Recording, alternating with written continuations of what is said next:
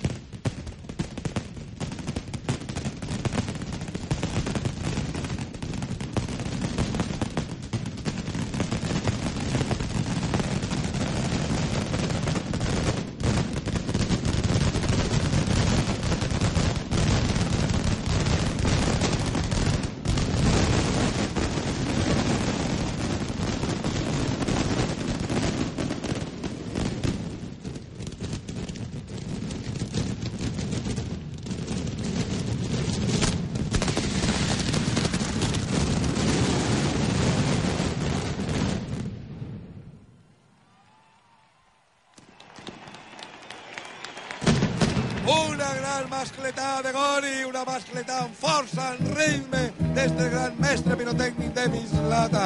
La gent, bueno, no ha esperat que finalitzara per acostar-se a la valla i felicitar a Gori, que segur que pujarà així a rebre la felicitació de l'alcaldessa de la ciutat i de la fallera major de València. Una gran festa de pólvora. Esta vesprada per així desfilarà la gran cabalgada del ninot.